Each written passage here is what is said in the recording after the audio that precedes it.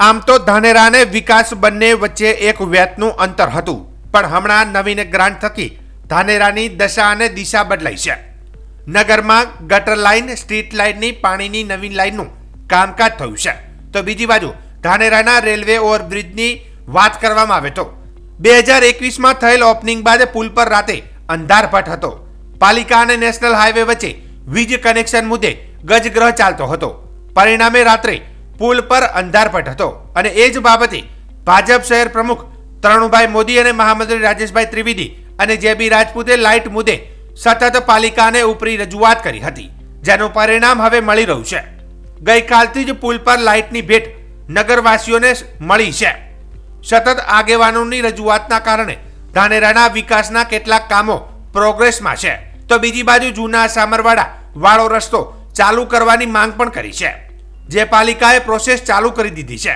સાથોસાથ હાલ પાલિકાએ નેનાવાદ 3 રસ્તા પર ફુવારા સર્કલ પર ફુવારા ચાલુ કરી દેતા નગરનો નજારો પણ જોવા લાયક બન્યો છે. આજે પહેલા તો ધાનેરા નગરવાસીઓને પ્રજાસત્તાક દિવસની ખૂબ ખૂબ શુભેચ્છા.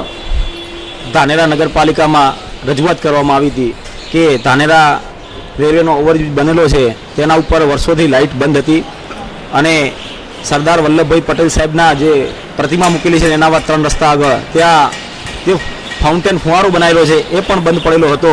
પરંતુ અમારી રજૂઆતને ધ્યાનમાં લઈ ધાનેરા નગરપાલિકાના સીઓ સાહેબ દ્વારા એ રજૂઆતને ધ્યાનમાં લઈને તાત્કાલિક નગરને સુશોભિત ઉઠેરા માટે કરી અને રેલવે બ્રિજ ઉપરની લાઇટો સદંતર ચાલુ કરવામાં આવી અને ફાઉન્ટેન પણ ચાલુ કરવામાં આવ્યો.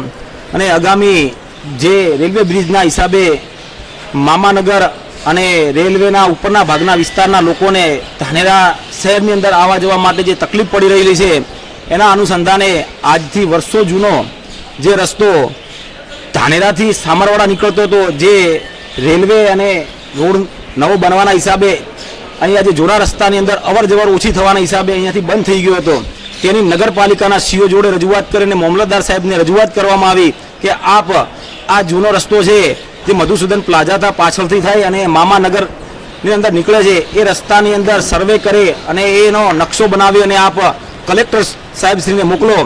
જે કલેક્ટર સાહેબ ઉપર રજૂઆત કરે અને આ રસ્તાની અંદર રેલવે નીચેથી અંડરબ્રિજ થાય તો જેના હિસાબે જે આજ નગરના ઉપરના વિસ્તારમાં રહેતા લોકોને અવર જવર માટે જે તકલીફ પડી રહેલી છે એ તકલીફ ઓછી થાય અને નાના વ્હીકલો નીકળી શકે એના માટેની રજૂઆત કરવામાં આવી હતી. એ રજૂઆતના અનુસંધાને સીઓ સાહેબ દ્વારા અને મામલતદાર સાહેબ દ્વારા કલેક્ટરમાં એની રજૂઆત પણ કરવામાં આવી છે.